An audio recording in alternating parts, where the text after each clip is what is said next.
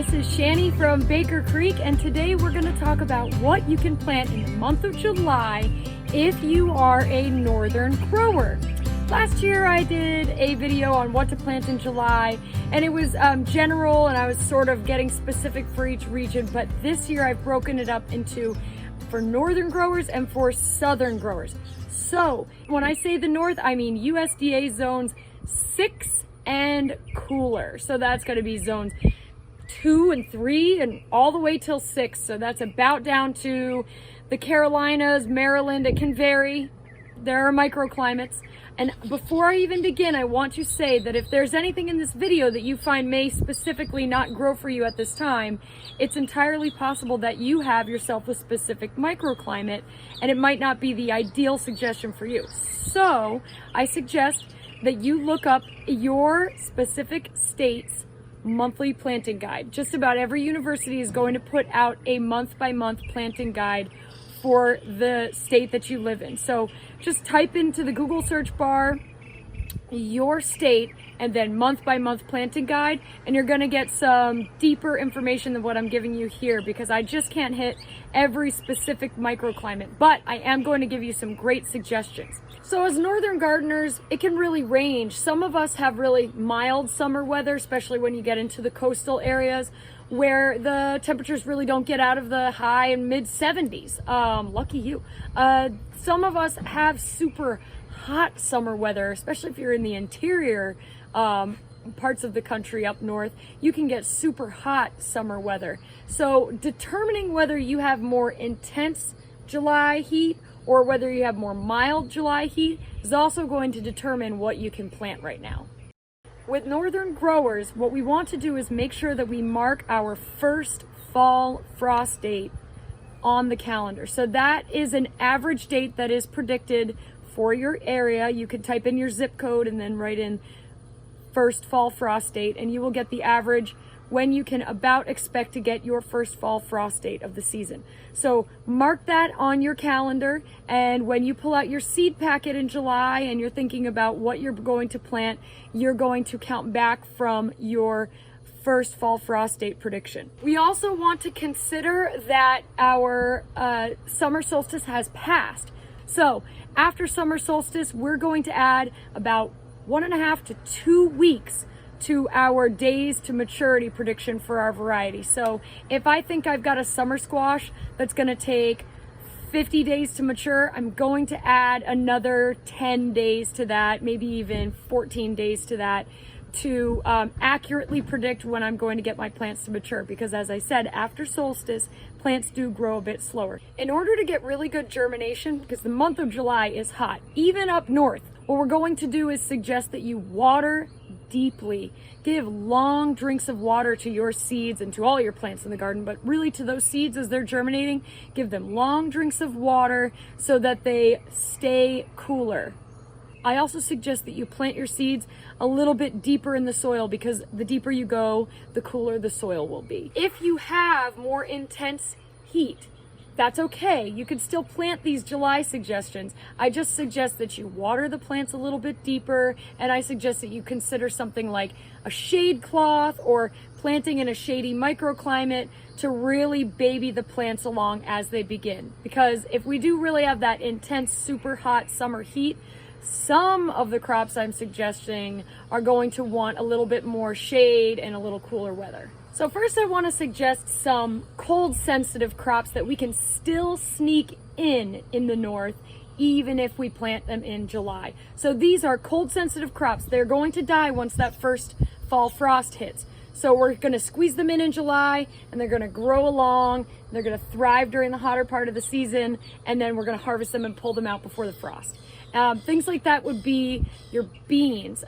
We still have beans left in stock, and beans actually grow really, really well when you plant them in July up north. I suggest you grow a trio of colorful beans. We've got a lot of beans in stock right now, which is great news, so you have a lot to choose from. I love the Roma II beans. That's a classic green bean. I love the golden Butterwax bean. They're really beautiful, buttery yellow green beans. And then we also have the purple Teepee, which is a beautiful purple colored green bean, but it will turn green when you cook it. Another cold sensitive crop that we can squeeze in to plant in July would be squash. We can get both summer squash and winter squash in if we plant them in July. Just think, this is one where we really think about how many days we have left before that first fall frost, because you super far northern gardeners, you're actually getting pretty close if you do get your first frost, and some really far northern gardeners are getting their first frost in late August and early September. So do some counting. Don't forget to add that 2 weeks after the summer solstice. So I suggest the lemon squash. That one's going to mature very quickly. It's a summer squash. We do have some zucchini varieties available on the site as well, if you like the traditional zucchinis. The New England sugar pie pumpkin is an excellent choice if you want to get a pumpkin in this season before to make some pumpkin pie, and that one takes 100 days to maturity. So again, be sure to count down and make sure you've got 100 days left. Oh, and then I love spaghetti squash, and it only takes 85 days to maturity. So if you can count back and squeeze in a summer spaghetti squash crop, that's a bonus. In July in the north, for most places, you could still plant cucumbers. I love the variety Muncher. It has a super thin skin. It's my favorite little snacking cucumber. We also have the Parisian pickling cucumber if you find yourself having a hankering for pickles. And we've got the Japanese long cucumber, which is a really nice slicing and snacking cucumber. So we're growing up north. The one thing we do want to think about is cucumber beetles and squash bugs, because anything in the cucurbit family, when we plant it later in the season, it is going to be more susceptible to the pests that afflict cucumbers. So we're going to consider growing them under some bug netting, or we can make sure that we preventatively spray them with an organic approved and not bad for beneficials spray. Some herbs and flowers that I highly suggest: get some Thai basil and some Genovese basil. Basils are excellent. They're super reliable to germinate this time of year. July is a great time to plant them, and you can throw them in just about every recipe imaginable. I have to put basil in pretty much everything I cook. We also have a lot of zinnias left online, and I love a late planting of zinnias. July is not too late for zinnias. They're gonna thrive in the cool weather once the fall hits. They're gorgeous. They will die once you get a hard frost, but when that summer sun really starts to mellow out, they're gonna be perfect. I really love the variety Purple Prince. Makes a beautiful pop of purple color, and I love Prince, so I think it's a great variety.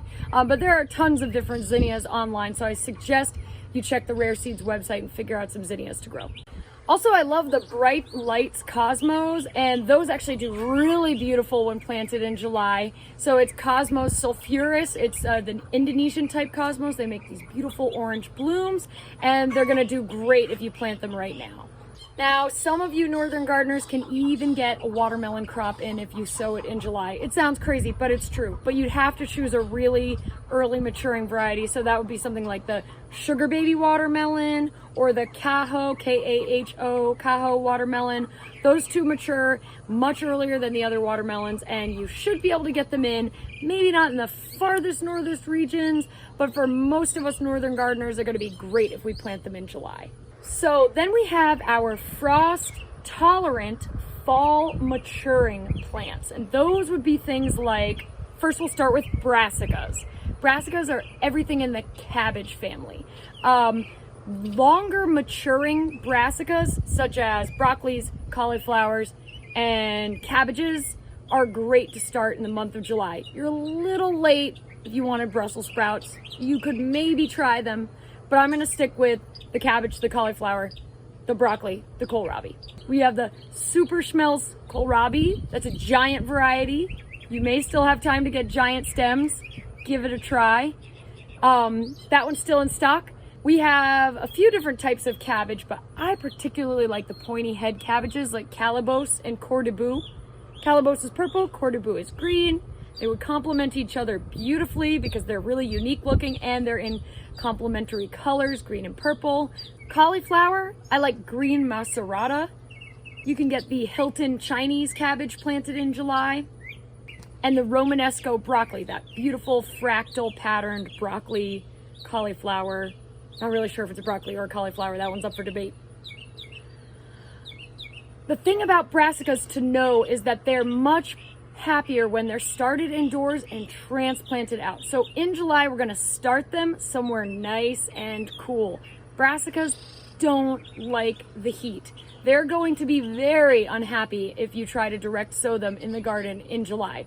And they're not going to like the first month, July, August, they're going to be unhappy. However, it's really worth it to try and keep them cool under a shade cloth, starting them indoors, whatever you need to do to keep them cool, and transplant them out in the garden when they're about 4 inches tall. When the transplants are about 4 inches tall, that's usually when I get them out into the garden. When they've got their first true leaves and they're getting robust and they're rooted into their pot nicely, that's when I'll transplant them out. And giving them some shade cloth, putting them in a cool or shady microclimate, make sure that they go into rich soil and that they're getting well watered. Brassicas are pretty picky in that way. The thing is, it's worth it to put this effort in for your brassicas because once they mature in the fall, they're going to be super happy. And once they get exposed to a little bit of frost, they're going to get even sweeter and more delicious. So brassicas planted in the fall are excellent up north. You just have to put in a little effort to keep them happy when they're young and they're still experiencing heat. Once the heat peters off, they're going to grow beautifully and they're going to embrace that cool weather in the fall, and that first frost isn't going to kill them, it's going to make them sweeter. Another cool weather loving plant is Swiss chard. I highly recommend you get Swiss chard in your garden right now. It's a great plant for July. It can handle heat and it can handle cold. It's perfect. A couple of root crops to get in: beets and carrots. Now, July is super hot to try to sow things like beets and carrots. So this one's a toughie, but if you have a super northern location and you are looking at that impending frost, take note, beets and carrots aren't going to die when they get hit by their first frost, but they're not going to grow anymore either. So you want them to be mature and ready to harvest by that first frost time. So if I'm talking to you far northern growers and you want a fall crop of carrots and beets and you've got fairly mild summer weather right now, I highly suggest you get your carrots in. We've got varieties like Oxheart and Muscade, and your beets, we've got lots of beet varieties: Chioggia, Detroit dark red, lots of varieties of beets. I suggest you get those varieties in July, but really baby them. Give them shade cloth, make sure that you keep them very well watered. Carrots are one of the first things to dry out when you germinate them. They really hate drying out, so really cover your freshly planted carrot seeds, water them in, cover them with a wooden board and keep them covered until they germinate. Do what you can to baby them through the heat, because they're going to grow really beautifully through the fall. They're going to sweeten up once they get exposed to frost, but right now you do have to treat them really gently. Now, if you're in the southern portion of this topic, aka if you're growing in a zone 6, it's not really time to plant your carrots and beets yet. It's just a bit early, and you're going to want to wait till the end of July / the beginning of August to get those two crops in. The summer is not nearly over. I hope you're getting out there for your second and third successions. If you want to learn a little bit more about succession planting, we've made a video entirely about that, so check that video out. You're going to learn some more details. So happy planting and happy gardening.